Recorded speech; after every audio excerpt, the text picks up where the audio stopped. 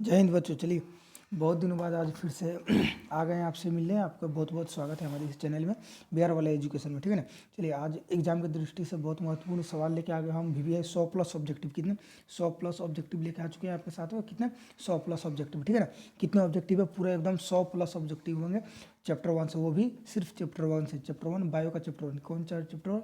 Bio का chapter 1। तो चलिए, बिना किसी देरी के हुए, बिना समय जियान किए हुए हम अपने क्वेश्चन की ओर बढ़ते हैं। ठीक है ना। जल्दी जल्दी हम इसको पूरा करें। चलिए शुरू करते हैं 1 नंबर सवाल से। देखिए, 1 नंबर सवाल पूछ रहा है, वे सारी प्रक्रियाएं जिनके द्वारा जीवों का अनुरक्षण होता है क्या कहलाता है? वे सारी प्रक्रियाएं जिनके द्वारा जीवों का अनुरक्षण होता है क्या कहलाता है? जैव प्रक्रमण। क्या कहलाता है? जैव प्रक्रमण। ठीक है ना। चलिए, अब आगे बढ़ते हैं अपने 2 नंबर सवाल की तरफ। ठीक है, आगे बढ़ते हैं अपने 2 नंबर सवाल की तरफ। चलिए, 2 नंबर हमारा सवाल देखिए क्या है। भोजन ग्रहण करने की प्रक्रिया कहलाती है। तो भोजन ग्रहण करने की प्रक्रिया क्या कहलाती है? पोषण। पोषण क्या कहलाती है? भोजन ग्रहण करने की प्रक्रिया क्या कहलाती है? पोषण कहलाती है ना। चलिए ठीक है, अगला 3 नंबर हमारा सवाल। सरल एक कोशिकीय जीवों में उत्सर्जन की क्रिया किस विधि द्वारा होती है? ठीक है ना।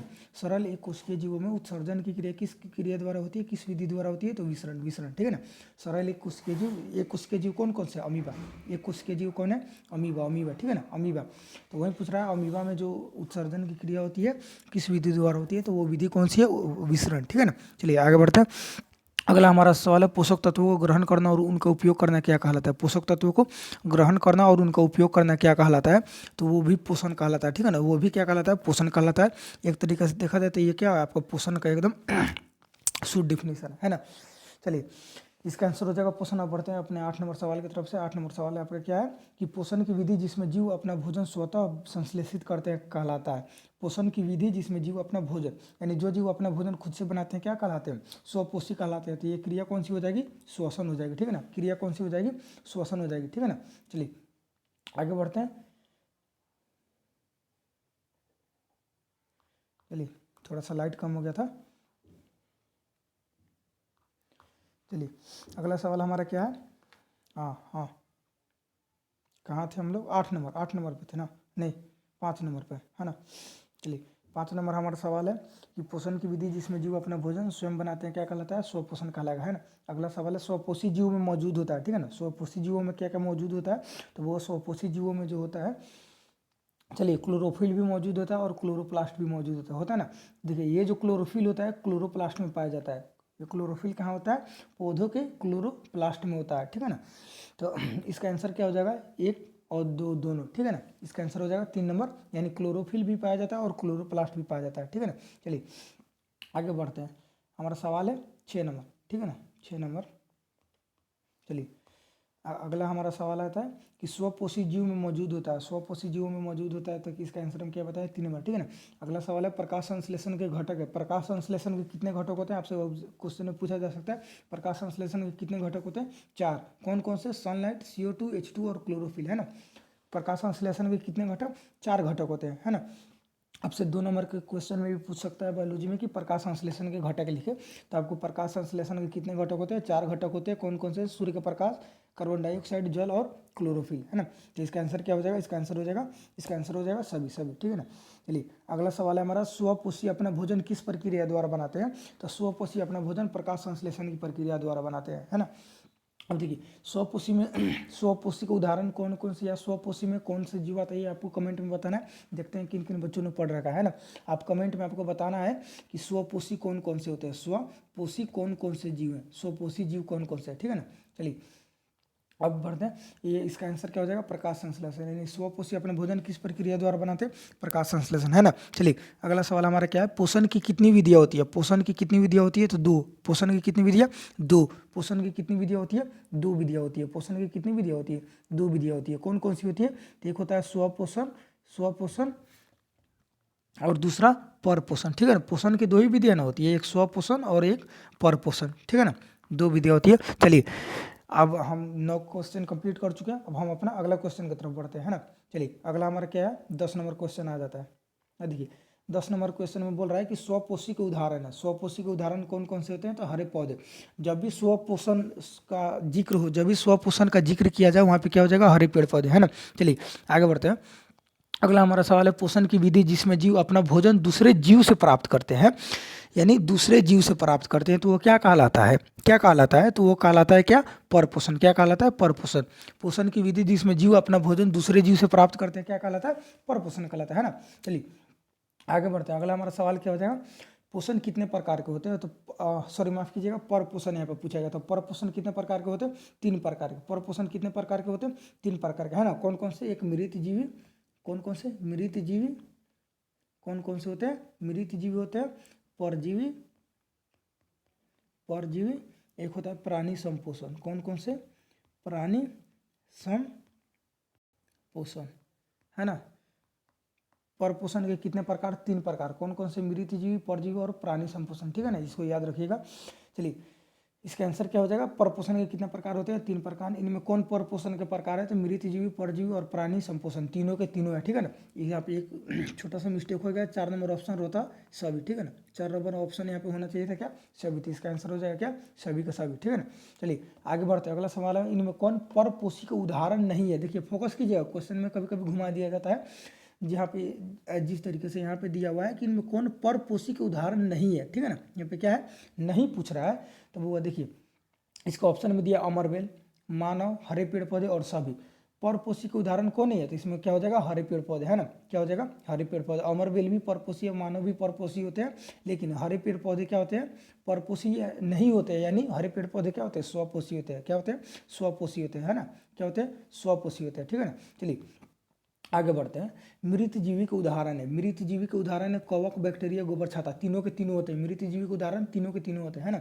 मृत जीवी के उदाहरण ये भी है, ये भी है, ये भी है, तो इसका आंसर क्या हो जाएगा, सभी। क्या हो जाएगा, सभी, है ना। चलिए अगला हमारा सवाल है, परजीवी के उदाहरण है। परजीवी के उदाहरण में गुलकृमि भी आता है, मलेरिया परजीवी भी आता है, अमरबेल भी आता है, तो इसका भी आंसर क्या हो जाएगा, सभी, है ना। परजीवी, तीनों के तीनों परजीवी है, ठीक है ना। याद रखिएगा आपको ये तीनों का नाम और इस तीनों का नाम, ठीक है ना, याद रखना है आपको। चलिए अगला सवाल की तरफ बढ़ते हैं। अगला सवाल हमारा है कि एक परजीवी पोषण, यहाँ पे देखिए दे भी दिया है, किसमें किसमें, तो एक ढील में और एक मनुष्य में। ढील होता है ना, जू जू जू हमारे माथे में होता है, तो उसी का यहाँ पे पूछा गया है कि एक परजीवी पोषण जैसे जू या मनुष्य में, जू क्या है, जू, ठीक है ना। जू क्या है, तो जू जो ढील होता है उसको हम लोग कहते हैं बउआ, क्या कहते हैं, परजीवी कहते हैं। जू क्या कहलाएगा, परजीवी, ठीक है ना। जू क्या कहलाएगा, हमारे शरीर में क्या होता है, हमारे शरीर में नहीं, हमारे सर में क्या होता है, जू होता है, तो जू क्या हो जाएगा, परजीवी हो जाएगा, और हम क्या हो जाएंगे, पोषी हो जाएंगे, ठीक है ना। तो जू क्या हो जाएगा, जू हो जाएगा वो परजीवी, क्या हो जाएगा, परजीवी, ठीक है ना। चलिए आगे बढ़ते हैं। अगला हमारा सवाल है, प्राणी संपोषण के उदाहरण है। अमीबा भी है, मेढक भी है और मनुष्य भी है, तीनों के तीनों क्या है, प्राणी संपोषण के उदाहरण है ना। तो इसका आंसर क्या हो जाएगा, सभी। क्या हो जाएगा, सभी, सभी, ठीक है ना। चलिए आगे बढ़ते हैं। अगला हमारा सवाल है, पोषण की विधि जिसमें जीव अपना भोजन मृत शरीर से प्राप्त करते हैं। देखिए यहाँ पे लिखा हुआ है पोषण की विधि, पोषण की विधि जिसमें जीव अपना भोजन मृत शरीर से प्राप्त करते हैं, क्या कहलाते हैं, तो जो अपना मृत शरीर से भोजन प्राप्त करता है उसको हम लोग क्या बोलते हैं, मृत जीवी बोलते हैं। क्या बोलते हैं, मृत जीव, है ना। क्या बोलेंगे, मृत जीव। देखिए यहाँ पे इसका ऑप्शन नंबर क्या हो जाएगा, ऑप्शन नंबर इसका हो जाएगा 3, ऑप्शन क्या हो जाएगा, 3 नंबर, ठीक है ना, मृत जीव, ठीक है ना। क्या हो जाएगा, मृत जीव। चलिए यहाँ तक हम कंप्लीट कर लिए नेक्स्ट क्वेश्चन। अब हम आगे बढ़ते हैं अपने अगले क्वेश्चन की तरफ। देखिए अगला क्वेश्चन हमारा क्या है, 19, 19, 19 के बाद क्या होगा, 20, 20, ठीक है ना। चलिए 20, 20 से कहाँ गया जी, हाँ यहाँ पे आ गया आपका 20 से। अगला हमारा क्वेश्चन की तरफ बढ़ते हैं, है ना। थोड़ा सीरियल में दिक्कत हो गया, सीरियल वाइज करने में, क्योंकि क्वेश्चन जो सेट हो रहा था उसमें PDF बनाने में थोड़ी सी गलती हो गई। चलिए कोई बात नहीं, आगे बढ़ते हैं। पोषण की विधि जिसमें जीव अपना भोजन अस्थायी या अस्थायी रूप से दूसरे के शरीर से प्राप्त करते हैं ना। जैसे ढील हो गया, ढील हमारे शरीर से भोजन प्राप्त करता है, तो वहीं यहाँ पे पूछा गया दूसरे के शरीर से प्राप्त करते हैं, तो दूसरे के शरीर से प्राप्त करते हैं उसको क्या बोलते हैं, परजीवी पोषण। क्या हो जाएगा, परजीवी पोषण हो जाएगा ना। क्या हो जाएगा, परजीवी पोषण, ठीक है ना। चलिए आगे बढ़ते हैं। अगला हमारा सवाल है, एक परजीवी पोषण, फिर से वही सवाल है, ठीक है। देखिए एक परजीवी पोषण जू और मनुष्य, क्या है, जू और मनुष्य, फिर से दे दिया जू और मनुष्य। इस बार पूछा गया मनुष्य क्या है, तो इस बार पूछा गया मनुष्य क्या है, तो मनुष्य क्या हो जाएगा, पोषी। अगर जू पूछता तो जू क्या हो जाता, परजीवी हो जाता, और मनुष्य पूछा है तो मनुष्य क्या हो जाएगा, पोषी हो जाएगा, ठीक है ना। आपको बिल्कुल भी कंफ्यूज नहीं होना।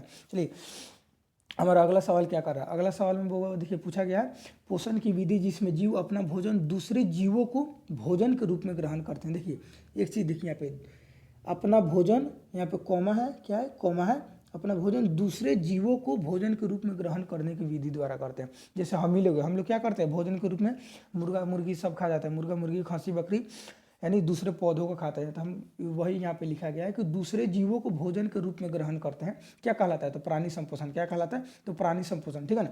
आप प्राणी संपोषण का एक 3 एग्जाम्पल आपको बताना है, ठीक है ना। कमेंट में आपको 3 एग्जाम्पल बताना है प्राणी संपोषण का, है ना। चलिए आगे बढ़ते हैं। पौधों में सूर्य के प्रकाश को अवशोषित करने की क्षमता किसमें होती है? पौधों में सूर्य के प्रकाश को अवशोषित करने की क्षमता किसमें होती है? तो क्लोरोफिल में। किसमें? क्लोरोफिल में, ठीक है ना। पौधों में जो होती है सूर्य के प्रकाश को अवशोषित करने की क्षमता किसमें होती है? क्लोरोफिल में, ठीक है ना। आपको याद रखना है किसमें होती है? क्लोरोफिल में। अगला सवाल देखिए हमारा क्या है। अगला सवाल पूछ रहा है कि पौधों में भोजन बनाने की प्रक्रिया कहलाती है। देखिए 24 नंबर सवाल, पौधों में भोजन बनाने की प्रक्रिया क्या कहलाती है? प्रकाश संश्लेषण। क्या कहलाती है? प्रकाश संश्लेषण। पौधों में भोजन बनाने की प्रक्रिया क्या कहलाती है? प्रकाश संश्लेषण। अगला सवाल हमारा 25 नंबर है। प्रकाश संश्लेषण में CO2 प्राप्त होता है। प्रकाश संश्लेषण में CO2 कहाँ से प्राप्त होता है? वायुमंडल से, ठीक है। कहाँ से? वायुमंडल से। प्रकाश संश्लेषण की क्रिया के दौरान पौधे CO2 कहाँ से ग्रहण करते हैं? वायुमंडल से, ठीक है ना। चलिए अगला हमारा सवाल है, प्रकाश संश्लेषण में H2O प्राप्त होता है। प्रकाश संश्लेषण में H2O प्राप्त होता है, ठीक है ना। प्रकाश संश्लेषण की क्रिया के दौरान पौधे जल कहाँ से प्राप्त करते हैं?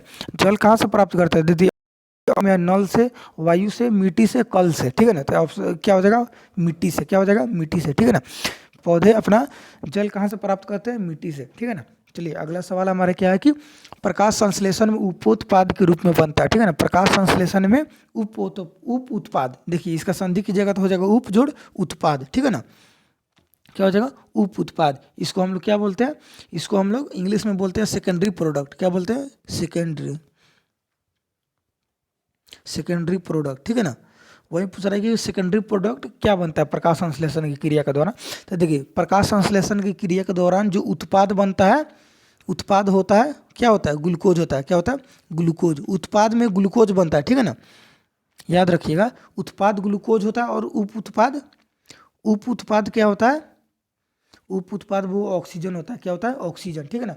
प्राइमरी प्रोडक्ट क्या हो जाएगा? प्राइमरी प्रोडक्ट ग्लूकोज हो जाएगा। सेकेंडरी प्रोडक्ट क्या हो जाएगा? ग्लूकोज हो जाएगा, ठीक है ना। सेकेंडरी प्रोडक्ट ऑक्सीजन हो जाएगा। तो वहीं पे यहाँ पे पूछा गया है कि प्रकाश संश्लेषण में उप उत्पाद यानी सेकेंडरी प्रोडक्ट क्या बनता है? तो ऑक्सीजन बनता है ना।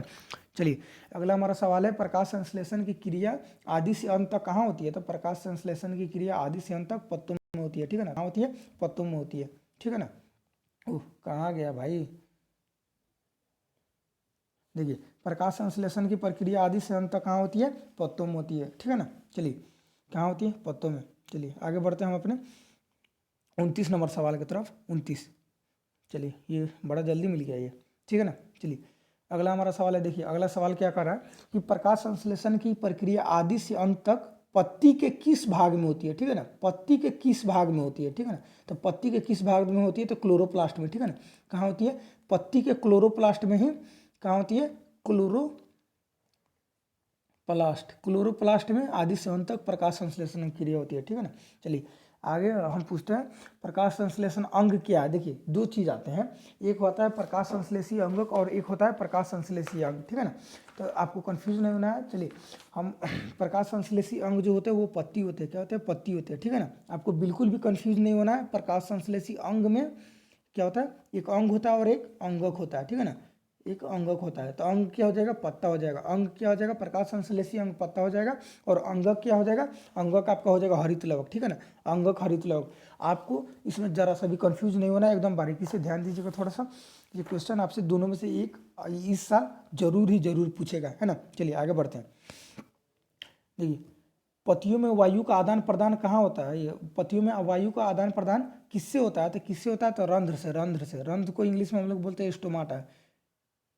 स्टोमाटा, ठीक है ना। आदान प्रदान का मतलब पत्ती में CO2 अंदर जाता है और ऑक्सीजन क्या होता है? बाहर निकलता है। CO2 अंदर जाता है और ऑक्सीजन बाहर निकलता है ना। चलिए तो इसका आंसर क्या हो जाएगा? पत्तियों में वायु का आदान प्रदान होता है किसके द्वारा? तो रंध्र के द्वारा, ठीक है ना। अगला सवाल हमारा क्या है? रंध्र के खुलने और बंद होने का नियंत्रण कौन करता है? रंध्र के यानी स्टोमाटा के खुलने और बंद होने का नियंत्रण कौन करता है? तो रक्षी कोशिका। कौन करता है? रक्षी कोशिका, है ना। चलिए अगला सवाल है, प्रकाश संश्लेषण के कितने घटक होते हैं? तो 4 घटक होते हैं। प्रकाश संश्लेषण के कितने घटक? 4 घटक होते हैं। कितने घटक होते हैं? प्रकाश संश्लेषण के 4 घटक होते हैं। कौन कौन से होता है? तो एक CO2 होता है, एक H2O होता है, एक सनलाइट होता है, ठीक है ना। और एक क्या होता है? क्लोरोफिल, CHLOROPHYLL, PHYLL, ठीक है ना। प्रकाश संश्लेषण में कितने घटक होते हैं? 4, एक में CO2, 2 में H2O, 3 में सनलाइट और 4 में क्लोरोफिल, है ना। चलिए अगला सवाल हमारा क्या है? वायुमंडल में CO2 की मात्रा, वायुमंडल में CO2 की मात्रा कितनी होती है? अगला सवाल आया यहाँ। अगला हमारा सवाल क्या है? वायुमंडल में CO2 की कितनी मात्रा होती है? तो वायुमंडल में CO2 की मात्रा जो होती है वो 0.03% होती है। देखिए ऑप्शन में है 3%, देखिए ऑप्शन में यहाँ पे है ना 0.03%। तो वायुमंडल में CO2 की मात्रा 0.03% होती है ना। चलिए अगला हमारा सवाल है वायुमंडल में CO2 की मात्रा कितनी होती है? तो देखिए इस बार ऑप्शन क्या है आपका? इस बार ऑप्शन आपका क्या दिया? फ्रैक्शन में दिया हुआ है। पिछले वाला ऑप्शन क्या दिया था आपको? परसेंटेज में दिया हुआ था, लेकिन ये वाला ऑप्शन क्या है आपका? फ्रैक्शन में दिया है, ठीक है ना। तो फ्रैक्शन में जब भी दिया रहेगा तो क्या हो जाएगा?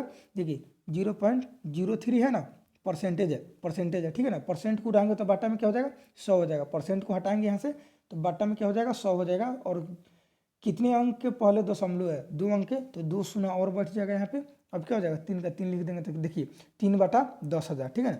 3/10,000 से क्या हो जाएगा? वायुमंडल में CO2 की मात्रा कितनी है? तो 3/10,000 इसको, ठीक है ना।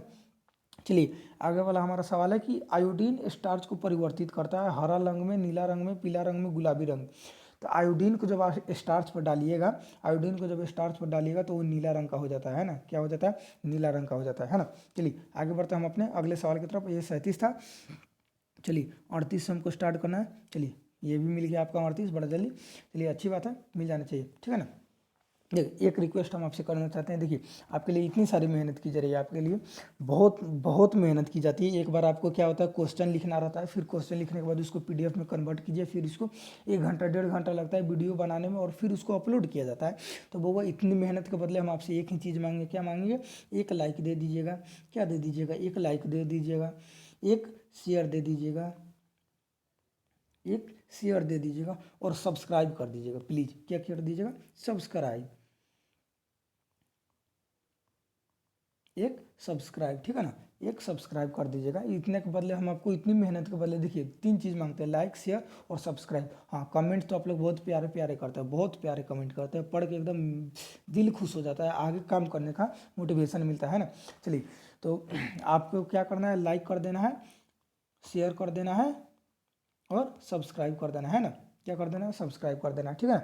चलिए देखिए इस चैनल पे आपको एक चीज़ और फ़ायदा होगा, अगर आप लोग कमेंट करते हैं कि सर जो चीज़, देखिए बउआ, जो चीज़ कोई भी सब्जेक्ट का हो, math, Hindi, English, science, SST, bio, physics, chemistry, जो भी सब्जेक्ट हो आपको, अगर जो टॉपिक आपको समझ में नहीं आता या जो टॉपिक याद करने वाला है याद नहीं होता, जैसे देखिए याद करने वाला में क्या हो जाएगा? मस्तिष्क का कार्य, ठीक है ना।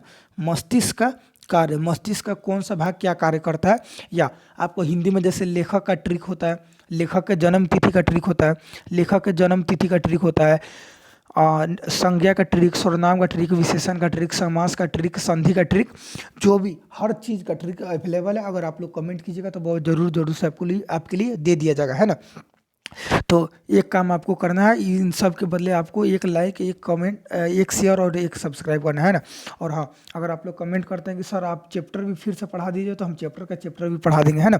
चलिए जो ऑफलाइन वाले बच्चे उनको तो कोई समस्या नहीं होगी, लेकिन ऑनलाइन में बाबू आपको जो समझ में नहीं आएगा, जो नए स्टूडेंट हैं जो हमको ऑनलाइन के थ्रू जुड़े हुए हैं, आपको जो भी समस्या होगा आप कमेंट कीजिएगा, या सीधे टेलीग्राम पर मैसेज कीजिएगा, या व्हाट्सएप पर भी आप मैसेज कर सकते हैं। वहाँ से सीधे आपको जिस टॉपिक में समस्या होगा उस टॉपिक का आपको क्या ट्रिक के साथ पढ़ाया जाएगा, है ना। आपको रटने की ज़रूरत नहीं पड़ेगी। मैं गारंटी लेता हूँ, क्या गारंटी लेता हूँ कि आपको रटने की ज़रूरत नहीं पड़ेगी, ठीक है ना। रटने की ज़रूरत बिल्कुल भी नहीं पड़ेगी, ना किताब छूने की ज़रूरत पड़ेगी, ना रटने की ज़रूरत पड़ेगी, ठीक है ना। चलिए आपका समय भी ज़्यादा हम ले लिए। चलिए अब जो बच्चे होंगे वो समझ गए होंगे, आशा करता हूँ कि आप लोग खुद ही समझदार है ना। चलिए बिना किसी देरी का अब फिर से आते हैं अपने विषय वस्तु पर, ठीक है ना। चलिए शुरू करते हैं 38 नंबर सवाल। पौधों में गैसों का आदान प्रदान किस प्रक्रिया द्वारा होता है? देखिए यहाँ पे पूछा गया गैसों का आदान किस प्रक्रिया द्वारा, ठीक है ना। तो वो प्रक्रिया होती है विसरण। कौन सी प्रक्रिया होती है? विसरण प्रक्रिया होती है ना। चलिए आगे बढ़ते हैं। अगला सवाल हमारा क्या है कि अमीबा में भोजन का पाचन कहाँ होता है? तो अमीबा में भोजन का पाचन भोजन रसदानी में होता है ना। अमीबा में भोजन का पाचन कहाँ होता है? भोजन रसदानी में होता है। ठीक है अगला हमारा सवाल है पैरामीशियम कैसा जीव है? अगला हमारा सवाल है पैरामीशियम कैसा जीव है? तो ऑप्शन में देखिए क्या है? प्राणी, समपोषी, परजीवी, स्वपोषी और इनमें से कोई नहीं। तो देखिए पैरामीशियम जो होता है वो क्या होता है? हमारा प्राणी संपोषी जीव है। पैरामीशियम क्या होता है? एक प्राणी संपोषी जीव है ना। चलिए अगला हमारा सवाल है पैरामीशियम है, पैरामीशियम स्थलीय, मृदु, जलीय, निर्जीव और सभी। तो पैरामीशियम क्या होता है, मृदु जलीय होता है, ठीक है ना। क्या होता है, मृदु जलीय होता है। तो मृदु का मतलब क्या होता है, मृदु मतलब होता है साफ सुथरा, ठीक है ना, यानी पैरामीशियम साफ पानी में रहता है ना। चलिए अगला हमारा सवाल है, अमीबा है स्थलीय, मृदु जलीय, निर्जीव और सभी। अमीबा भी क्या है, मृदु जलीय जीव है, ठीक है ना। चलिए अगला हमारा सवाल है, अमीबा का आकार होता है निश्चित अनिश्चित, निश्चित अनिश्चित दोनों और कोई ना। तो देखिए अमीबा का जो आकार होता है वो अनिश्चित होता है, अमीबा का आकार फिक्स नहीं होता है, वो हर पल अपना आकार बदलते रहता है ना। चलिए आगे 43 नंबर सवाल की तरफ बोलते हैं, पैरामीशियम का आकार होता है, पैरामीशियम का आकार क्या होता है बउआ, निश्चित होता है। अमीबा का आकार अनिश्चित होता है और पैरामीशियम का आकार निश्चित होता है। चलिए देखिएगा यहाँ, अमीबा का आकार अनिश्चित और पैरामीशियम का आकार निश्चित है ना। चलिए अगला हमारा बोल रहा है, पैरामीशियम में भोजन का अंतर्ग्रहण होता है, पैरामीशियम में जो भोजन का अंतर्ग्रहण होता है उस जगह को हम लोग क्या बोलते हैं, कोशिका मुख बोलते हैं, साइटोस्टोम बोलते हैं, दोनों याद रखिएगा, कोशिका मुख या साइटोस्टोम, ठीक है ना। चलिए अब अपने अगले सवाल की तरफ बढ़ते हैं। अगला हमारा सवाल है, पैरामीशियम में प्रचलन अंग होते हैं। तो प्रचलन अंग क्या होता है पैरामीशियम में, सिलिया, क्या होती है, सिलिया, ठीक है ना। प्रचलन अंग क्या होते हैं, सिलिया, ठीक है ना। चलिए यहाँ तक आपका 45 क्वेश्चन समाप्त हो गया, अभी हमारा 60 क्वेश्चन और बाकी है, ठीक है ना। चलिए अब हम 46 से देखते हैं आगे। 46 हमारा कहाँ है, ओह ये तो 56 आ गया, 46 46 46 46 46, अरे यार सेट करने वाला बनी एकदम गजब कर दिया है, इधर का सवाल उधर, उधर का सवाल इधर, है ना। चलिए चलिए फिर भी कोई दिक्कत नहीं, हम एक सेकंड एक सेकंड एक सेकंड, हाँ मिल गया, 46 46, ठीक है ना। चलिए 46 नंबर हमारा सवाल आ गया, थोड़ा सा समस्या का बात है, चलिए कोई नहीं, आपके लिए हर संभव जो हद तक हो जाता है, जिस हद तक हो जाता है उस हद तक आपका सहायता की जाएगी, है ना। चलिए अगला हमारा सवाल है, अमीबा और पैरामीशियम, अमीबा और पैरामीशियम दोनों एक कोशिकीय जीव है, ठीक है ना। अमीबा भी एक कोशिकीय और पैरामीशियम भी एक कोशिकीय होता है ना। चलिए आगे बढ़ते हैं। अगला हमारा सवाल है, मनुष्य एवं सभी उच्च श्रेणी के जंतु में भोजन का पाचन होता है, कहाँ होता है, आहार नाल में। भोजन का पाचन कहाँ होता है, आहार नाल में। कहाँ होता है, मनुष्य एवं सभी उच्च श्रेणी, यानी जो भी शरीर होता है, जिस जीव का शरीर बड़ा बड़ा आकार का होता है उसमें भोजन का पाचन के लिए क्या होता है, आहार नाल होता है ना। अगला हमारा सवाल है, मनुष्य में आहार नाल की लंबाई कितनी होती है। तो मनुष्य में आहार नाल की लंबाई 8 से 10 मीटर, ठीक है ना, 8 से 10 मीटर होती है। चलिए का पहला भाग क्या कहलाता है, तो आहार नाल का पहला भाग मुख होता है, ठीक है ना, क्या होता है, मुख होता है, ठीक है ना। चलिए अगला हमारा सवाल है कि जीव के ऊपर छोटे छोटे अंकुर होते हैं, जीव के ऊपर छोटे छोटे अंकुर होते हैं, उनको हम लोग क्या कहते हैं, तो उनको हम लोग कहते हैं स्वादकलिया, क्या कहते हैं, स्वादकलिया, ठीक है ना। चलिए अगला हमारा सवाल है, दांत का वह भाग जो मसूड़ों में धंसा होता है, दांत का वह भाग जो मसूड़ों में धंसा होता है क्या कहलाता है। तो दांत का वह भाग जो मसूड़ा में धंसा होता है ना, उसको पता है क्या बोलते हैं, हम लोग जड़ बोलते हैं, क्या बोलते हैं, जड़ बोलते हैं, ठीक है ना। चलिए अगला हमारा सवाल है, दांत का वह भाग जो मसूड़ा के ऊपर होता है, तो जो ऊपर होता है उसको शिखर, धंसा होता है उसको जड़। मिट्टी में है, पौधा का कौन सा भाग धंसा होता है, जड़ है ना, धंसा होता है। तो दांत में भी जो धंसा होगा उसको क्या बोलेंगे, जड़। और जो ऊपर होता है उसको हम लोग शिखर बोलते हैं, तो यहाँ पे क्या बोलता है, शिखर, ठीक है ना। चलिए अगला हमारा सवाल है, जो भाग जड़ एवं शिखर के बीच होता है, मान लीजिए ये शिखर है, ठीक है ना, ये क्या हो गया, ये किसी चीज़ का शिखर हो गया, और ये क्या होगा, उसका जड़ हो गया। अब पूछ रहा है ये दोनों के बीच का ये वाला जो भाग है इसको क्या बोलेंगे, तो इस वाले भाग को हम लोग वो क्या बोलते हैं, ग्रीवा बोलते हैं, ग्रीवा। ग्रीवा, ग्रीवा का मतलब क्या होता है, गर्दन, क्या बोलते हैं, गर्दन, है ना, क्या बोलते हैं उसको, गर्दन बोलते हैं, ठीक है ना। चलिए यहाँ तक किसी को समस्या तो नहीं होनी चाहिए, नहीं ना, किसी को समस्या, हम आशा करते हैं किसी को समस्या नहीं हुई होगा। चलिए आगे बढ़ते हैं। अगला सवाल हमारा क्या है कि जड़ यहाँ पे है, दांत के भीतर वाले मज्जा गुहा को, देखिए, ओह इसमें ये क्वेश्चन नहीं बनाया गया, इसको आपको नोट्स के रूप में दे दिया है, इतना गड़बड़ होता है भाई। दांत के भीतर वाले भाग को हम लोग मज्जा गुहा कहते हैं, ठीक है ना। दांत के भीतर वाले भाग को देखिए, मान लीजिए ये एक दांत हो गया, है ना, ऊपर वाला भाग क्या कहलाएगा, शिखर, ये भाग मसूड़ा में धंसा हुआ है तो क्या कहलाएगा, जड़, और बीच वाला भाग क्या कहलाता है, बीच वाला भाग ग्रीवा कहते हैं। अब देखिए ये वाला जो बीच वाला भाग है ना, ये वाला भाग, इस भाग में मज्जा गुहा भरा होता है, ठीक है ना, इस भाग में क्या होता है, मज्जा गुहा भरा होता है, याद रखिएगा। चलिए अगला हमारा सवाल है, दांत के पीले परत को कहते हैं, दांत के पीले परत को हम लोग क्या करते हैं, डेंटाइन कहते हैं, ठीक है ना। दांत के पीले परत को हम लोग क्या कहते हैं, डेंटाइन कहते हैं, ठीक है ना। चलिए आगे बढ़ते हैं हम अपने अगले सवाल की तरफ। 50 हो गया, 56 से हमको करना है 56। चलिए 56 नंबर हमारा सवाल आ गया, चलिए पढ़ते हैं। दांत का अधिकांश भाग निर्मित होता है, तो दांत का अधिकांश भाग डेंटाइन से निर्मित होता है, ठीक है ना। दांत का अधिकांश भाग किससे निर्मित होता है, डेंटाइन से निर्मित होता है। अगला सवाल है, डेंटाइन के ऊपर एक कड़ी परत होती है जो दांत को सुरक्षा प्रदान करती है, क्या कहलाता है, इनामेल, क्या कहलाता है, इनामेल। दांत के सबसे बाहरी परत को क्या बोलते हैं हम लोग, इनामेल बोलते हैं, ठीक है ना। ये क्या करता है, दांत को सुरक्षा प्रदान करता है ना। चलिए आगे बढ़ते हैं। एक वयस्क मनुष्य के शरीर में कितने दांत होते हैं? एक वयस्क मनुष्य के शरीर में, ये क्वेश्चन हम आपको नहीं बताएंगे। पूछिए क्यों नहीं बताएंगे? ये क्वेश्चन एक छोटा छोटा बच्चा को भी, किसको पता है? बच्चा को भी पता है, ठीक है ना। तो ये क्वेश्चन हम आपको नहीं बताएंगे, आपको इसका आंसर आपको कमेंट में देना है ना। चलिए आगे बढ़ते हैं। जब दांत को साफ नहीं किया जाता है तो अब दांत के ऊपर एक अस्थाई परत बन जाता है, क्या कहलाता है? तो उसको हम लोग दांत पलाक बोलते हैं। जब आप लोग ब्रश नहीं कीजिएगा तो दांत के ऊपर क्या होता है, एक पीला पीला परत बन जाता है। अब अगर आप लोग उसको खरोच के देखते हैं तो वो आपके नाखून में लग सकता है, वही क्या कहलाता है, दंत पलाक कहलाता है, ठीक है ना। 2 दिन ब्रश करके उसको ट्राई कीजिएगा, ठीक है ना। उसको क्या बोलते हैं, दंत पलाक बोलते हैं। अगला सवाल है, मनुष्य के मुख गुहा में कितनी जोड़ी लार ग्रंथि होती है? तो 3 जोड़ी लार ग्रंथि। मनुष्य के मुख में कितनी जोड़ी लार ग्रंथि होती है? 3 जोड़ी। कितनी जोड़ी? 3 जोड़ी, है ना। चलिए आगे बढ़ते हैं। अगला हमारा सवाल है, मुख गुहा का पिछला भाग क्या कहलाता है? तो ग्रसनी कहलाता है। मुख गुहा का पिछला भाग क्या कहलाता है? ग्रसनी कहलाता है ना। अगला सवाल है, अमीबा में भोजन किसके मदद से होता है? तो अमीबा में भोजन के लिए कुटपाद होता है। क्या होता है? कुटपाद। क्या होता है? कुटपाद, है ना। चलिए अगला हमारा सवाल है, मुख की कितनी जोड़ी लार ग्रंथि होती है? तो मुख में कितनी जोड़ी लार ग्रंथि होती है? 3 जोड़ी। अभी ना आपको बताया है 3 जोड़ी, ठीक है ना। चलिए, ग्रसनी आहार नाल का अग्रभाग में खुलती है। ग्रसनी जो होती है, ग्रसनी एगो पाइप होता है, ठीक है ना। ग्रसनी क्या होता है? एगो पाइप होता है। मुख के बाद यहाँ पे मुख हो गया, यहाँ से एगो ये पाइप जुड़ा हुआ होता है, ठीक है ना, जो पेट में आता है।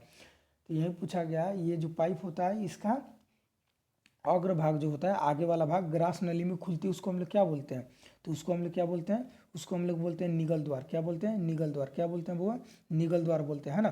क्या बोलते हैं उसको? निगल द्वार बोलते हैं, है ना। चलिए 64 सवाल कंप्लीट हो चुका है। अगला हम 65 की तरफ बढ़ते हैं। चलिए 65 नंबर आपका सवाल क्या है, ध्यान दीजिएगा।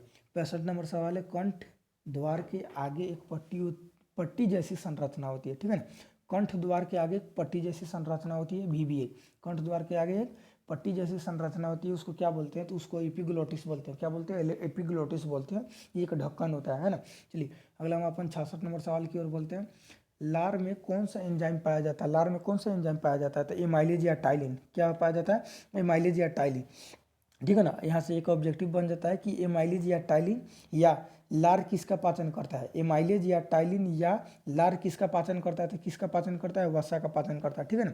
मुख में किसका पाचन होता है? वसा का पाचन होता है। किसके द्वारा होता है? तो लार के द्वारा। किसके द्वारा होता है? लार के द्वारा, है ना। चलिए आगे बढ़ते हैं। आगे हमसे पूछा गया कि लार में किसका पाचन होता है? देखिए सवाल आ गया ना, किसका पाचन होता है? वसा का। लार में किसका पाचन होता है? वसा का। चलिए अगला हमारा सवाल है, ग्रास नली में तरंग जैसी संकुचन, शिथिलन या सिकुड़न होती है, उसको क्या बोलते हैं? तो क्रामाकुंचन बोलते हैं। क्या बोलते हैं? क्रामाकुंचन बोलते हैं। अगला सवाल है, आमाशय स्थित होता है उदर गुहा के दाईं और बाईं और बीच में कोई न। तो आमाशय जो स्थित होता है वो कहाँ स्थित होता है? बाईं ओर, ठीक है ना। कहाँ स्थित होता है? बाईं ओर। चलिए अगला हमारा सवाल है, आमाशय का अग्रभाग कहलाता है। आमाशय का जो अग्रभाग होता है उसको हम लोग कार्डियक बोलते हैं। क्या बोलते हैं? कार्डियक, ठीक है ना। अगला सवाल है, आमाशय का मध्य भाग। तो कार्डियक का आमाशय का मध्य भाग फुंडिक कहलाता है। क्या कहलाता है? आमाशय का मध्य भाग फुंडिक कहलाता है, ठीक है ना। अगला हमारा सवाल है, जठर ग्रंथि कहाँ पाई जाती है? तो जठर ग्रंथि जो होती है वो कहाँ पाई जाती है? पेट में पाई जाती है। कहाँ पाई जाती है? पेट में पाई जाती है। जठर ग्रंथि कहाँ पाई जाती है? पेट में। देखिए जठर का मतलब ही क्या होता है? पेट होता है। पेट या अमाशय। जठर का मतलब क्या होता है? पेट या अमाशय, ठीक है ना। तो वही पूछ रहा है कि जठर ग्रंथि कहाँ पाई जाती है? तो कहाँ पाया जाएगा? अमाशय में, है ना। चलिए 72 हम लोग सवाल कंप्लीट कर चुके हैं, एकदम बहुत जल्दी जल्दी हम लोग कर चुके हैं। चलिए आगे हम बढ़ते 73 नंबर सवाल की तरफ, ठीक है ना। चलिए 73 नंबर कहाँ गए भाई?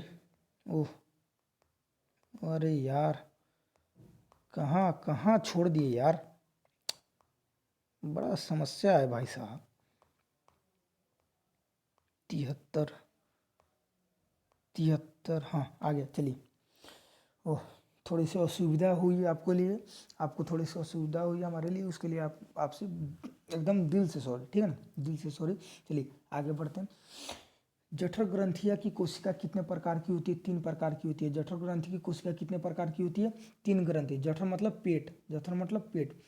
जठर ग्रंथि की कोशिकाएं कितने प्रकार की होती है? तो 3 प्रकार की। देखिए कौन कौन सी। एक होता है पेट में क्या निकलता है? अम्ल निकलता है, तो एक होता है अम्लजन कोशिका।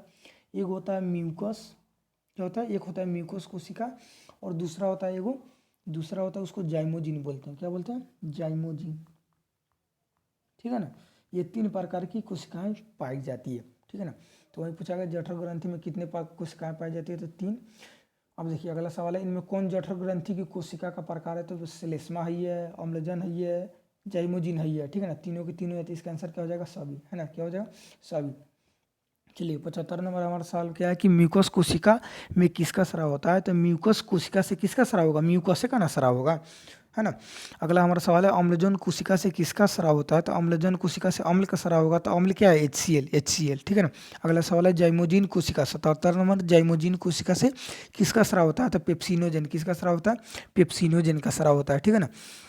चलिए अगला हमारा सवाल है जठर रस या आमाशय रस में मौजूद होता है म्यूकस, HCl, पेप्सोनिजिन, तीनों के तीनों क्या होता है? जठर रस में मौजूद होता है। एक दूसरा तरीका से आपसे सवाल पूछा जा सकता है कि जठर रस में क्या क्या मौजूद होता है, या जठर रस किसके किसके मिलने से बनता है? तो किसके किसके? म्यूकस, HCl और पेप्सिनोजन, है ना।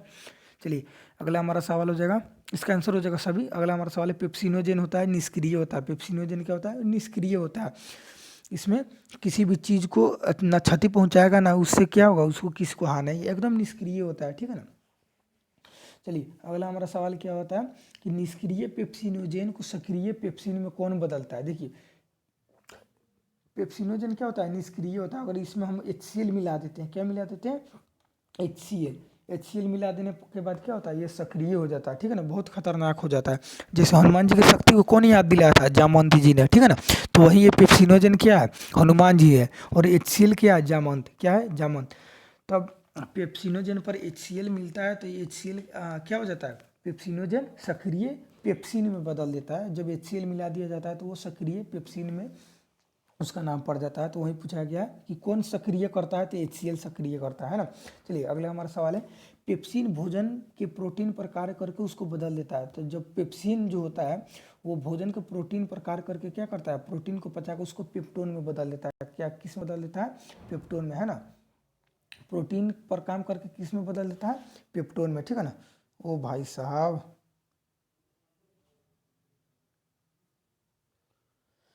ठीक है ना। चलिए 81 क्वेश्चन हमारा कंप्लीट हो चुका है। अब बढ़ते हैं अपने अगले क्वेश्चन की तरफ 82 नंबर से, ठीक है ना। चलिए 82 कहाँ गया यार? हाँ आ गया। चलिए अब हम आ चुके हैं अपने 82 नंबर सवाल की तरफ। अगला हमारा 82 नंबर सवाल देखिए क्या 82 नंबर बोल रहा है अमाशय को HCl और पेप्सिन से कौन बचाता है? HCl भी खतरनाक होता है और पेप्सिन भी खतरनाक होता है। ये दोनों आपके क्या कर सकता है? आपके हड्डी तक को गला सकता है। तो वही पूछा है कि HCl और पेप्सिन से कौन सुरक्षित रखता है? तो कौन सुरक्षित रहता है? म्यूकस, ठीक है ना, म्यूकस, ठीक है ना। चलिए अगला हमारा सवाल है मनुष्य में प्रतिदिन कितना HCl बनता है? तो 3 लीटर HCl। कितना HCl बनता है? 3 लीटर HCl बनता है ना। अगला हमारा सवाल है पेट में होने वाला घाव क्या कहलाता है? पेट में होने वाला घाव पेप्टिक अल्सर कहलाता है। ध्यान दीजिएगा यहाँ पे अल्सर भी है, लेकिन अल्सर नहीं होगा। क्या होगा? अल्सर नहीं होगा। अल्सर एक घाव का प्रकार होता है, ठीक है ना। लेकिन लेकिन लेकिन यहाँ पे पूछा गया है पेट में होने वाला घाव, तो पेप्टिक अल्सर। अगला सवाल है लंबी अवधि तक भोजन नहीं करने से कौन सा रोग आमाशय में होता है? तो पेप्टिक अल्सर होता है, ठीक है ना। बहुत दिन तक भोजन नहीं कीजिएगा तो क्या हो जाएगा? पेट में घाव हो जाता है, उसको पेप्टिक अल्सर बोलते हैं। अगला हमारा सवाल है आमाशय में किसका पाचन होता है? तो आमाशय में वसा और प्रोटीन का पाचन होता है। याद रखिएगा आमाशय में वसा और प्रोटीन का पाचन होता है। अरे यार बड़ा समस्या है भाई। वसा में किसका पाचन होता है? आमाशय में किसका किसका पाचन होता है? वसा और प्रोटीन का, ठीक है ना। चलिए अगला हमारा सवाल है आमाशय में किसका पाचन आमाशय में वसा का पाचन कौन करता है? तो गैस्ट्रिक लाइपेज। आमाशय यानी पेट में वसा का पाचन होता है, उस किसके द्वारा होता है? तो गैस्ट्रिक लाइपेज के द्वारा, है ना। अगला हमारा सवाल है आमाशय में भोजन के पाचन के बाद भोजन का स्वरूप गाढ़े लेई के जैसा हो जाता है, उसको हम लोग क्या बोलते हैं? काइम। क्या बोलते हैं? काइम। आमाशय में जो होता है भोजन तरल रूप में थोड़ा हो जाता है, तरल रूप में और गाढ़े रूप में, उसको हम लोग काइम बोलते हैं ना। चलिए अगला हमारा सवाल क्या है कि आहार नाल का सबसे लंबा भाग कौन सा होता है? तो आहार नाल का सबसे लंबा भाग वो छोटी आंत होता है। कौन सा होता है? छोटी आंत। इसकी लंबाई 6 मीटर तक होती है। छोटी आंत की लंबाई कितनी होती है? 6 मीटर तक, ठीक है ना, याद रखिए। चलिए 89 हमारा सवाल कंप्लीट हो चुका है। अब हम बढ़ रहे हैं अपने 90 नंबर सवाल की तरफ, ठीक है ना। चलिए अब हम लोग क्या करते हैं? 90 वाला सवाल करते हैं। चलिए आगे आपका 90 नंबर सवाल, ठीक है ना। चलिए बहुत जल्दी अब हम लोग इसको पूरा भी कर लेंगे। इसमें थोड़ा सा लाइट कम है। चलिए छोटी आंत की लंबाई कितनी होती है? अभी बताएं 6 मीटर। छोटी आंत की लंबाई कितनी होती है? 6 मीटर, है ना। अगला हमारा सवाल है निम्न में कौन छोटी आंत का भाग है? छोटी आंत का भाग ग्रहणी जेजुनी मिलियम, तीनों के तीनों है, ठीक है ना। कौन छोटी आंत का भाग है? तो तीनों के तीनों होते हैं, तो यह आंसर क्या हो जाएगा? सभी, है ना।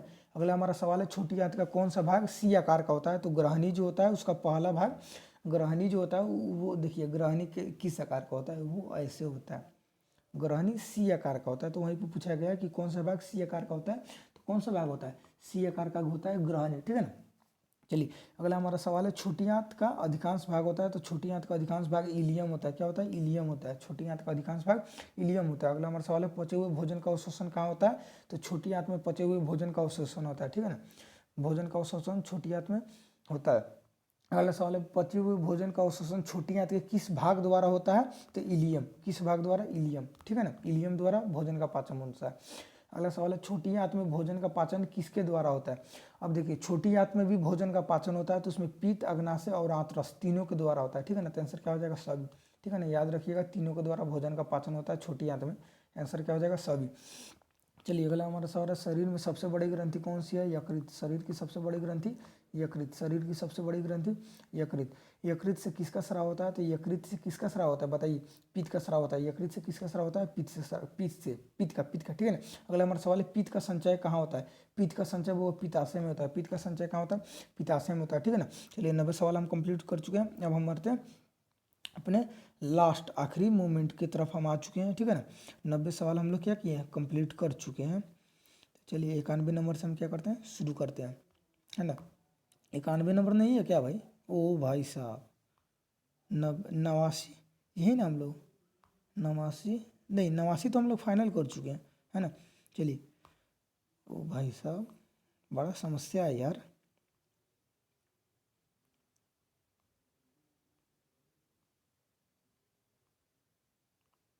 सैंतीस, 89 ये तो हम लोग किए हुए हैं ना, ये किए हुए, इसका मतलब हम लोग 99 फाइनल कर चुके हैं ना। चलिए अब आ चुके हैं 100 नंबर सवाल की तरफ, आखिरी मोमेंट पर हम लोग आ चुके हैं ना। अगला हमारा सवाल है, पित्त का रंग कैसा होता है, तो पित्त का रंग हरा होता है। कैसे होता है, पित्त का रंग हरा होता है ना। चलिए अगला हमारा सवाल है, पित्त का प्रकृति कैसे होता है, तो पित्त का प्रकृति क्षारीय होता है। कैसे होता है, पित्त का प्रकृति क्षारीय होता है ना। पित्त का प्रकृति कैसे होता है, क्षारीय होता है। चलिए अगला हमारा सवाल क्या है, अगला हमारा सवाल है, पित्त से किसका पाचन होता है, तो पित्त से किसका पाचन होता है, पित्त से किसका पाचन होता है, बताइएगा, वसा का पाचन होता है। पित्त से किसका पाचन होता है, वसा का पाचन होता है ना। अगला हमारा सवाल है, कायम के बाद भोजन का रूप और तरल हो जाता है। देखिए हम बताए थे ना, कायम क्या हो जाता है, कायम जो है भोजन का तरल रूप है। अब आगे अंतिम मोमेंट में क्या हो जाता है, ये कायम और भी तरल हो जाता है, तो वो क्या कहलाता है, चाइल कहलाता है। क्या कहलाता है, चाइल कहलाता है, ठीक है ना। यहाँ तक आपका टोटल 103 क्वेश्चन खत्म होता है। कितना क्वेश्चन, 103 क्वेश्चन आपका यहाँ का फर्स्ट चैप्टर का एकदम खत्म हो चुका है, एकदम फुल एंड फाइनल हो चुका है, ठीक है ना। इससे बाहर से आपका एक भी क्वेश्चन आएगा, हो सकता है इसी क्वेश्चन का रूप बदल दिया जाए, ठीक है ना, रूप बदल दिया जाए, लेकिन क्वेश्चन इसी से आएगा, है ना, ठीक है ना। चलिए यहाँ तक आपका फर्स्ट चैप्टर का ऑब्जेक्टिव एकदम फाइनल हो चुका है। हाँ आ चुके हैं जब लास्ट मोमेंट पे, तो हम लास्ट मोमेंट में आपसे कुछ हम मांगेंगे, जरूर मांगेंगे, क्योंकि मेहनत भाई बहुत ज़्यादा हो चुका है, क्योंकि हम भी पढ़ते हैं तो आपसे मांगेंगे, क्या मांगेंगे, एक लाइक बस मांगते हैं आपसे, इतने दिन के मेहनत के लिए एक लाइक, एक शेयर और एक सब्सक्राइब। आप लोग तो कमेंट इतने प्यारे प्यारे करते हैं, सब पढ़ के दिल खुश हो जाता है। कमेंट तो बहुत प्यारे प्यारे होते हैं, ठीक है ना, कमेंट बहुत प्यारे होते हैं, ठीक है ना। चलिए तो इतना करने के बाद आपसे हम क्या क्या मांगे, बस एक लाइक, एक सब्सक्राइब और एक शेयर मांगे, ठीक है ना। हाँ अब देखिए ये आपका काम है कि आपको किस टॉपिक पर अगला वीडियो चाहिए, किस चीज़ का आप ट्रिक जानना चाहते हैं, या कौन सा सब्जेक्ट आपको समझ में नहीं आया, या कौन सा टॉपिक आपको समझ में नहीं आया, ठीक है ना। जो भी आपका हार्ड टॉपिक है, जो भी आपका वीक टॉपिक है, आप लोग उसको बोलिएगा, हम उसको क्या करेंगे, एकदम एकदम आपको ब्रीफ से समझा दिया जाएगा, ठीक है ना। एकदम आपको रटने की ज़रूरत नहीं पड़ी, एकदम ट्रिकली पढ़ाया जाता है, ठीक है ना, एकदम ट्रिक से, ठीक है ना। एक भी सवाल आपसे नहीं छूटेगा, है ना। चलिए इतना करने के बाद ज़्यादा आपसे बस हम क्या मांगे, एक लाइक, एक सब्सक्राइब, लाइक, शेयर, सब्सक्राइब, है ना। हमको पता है आप लोग कर दीजिएगा, बड़े आसानी से कर दीजिएगा, है ना। चलिए इतना के लिए आपका फर्स्ट चैप्टर खत्म होता है, तब तक के लिए लव यू ऑल, ठीक है ना। आप ही लोग तो हैं, आप ही लोग तो हैं जिससे हम लोग हैं, ठीक है ना, आप ही लोग की वजह से हम लोग हैं, ठीक है ना। तो तब तक के लिए क्या, जय हिंद, ठीक है ना। आप लोग को भी कमेंट में बोलना है क्या, जय हिंद आप लोग भी बोल दीजिएगा, ठीक है ना। चलिए मिलते हैं अगले क्लास में, तब तक के लिए जय हिंद।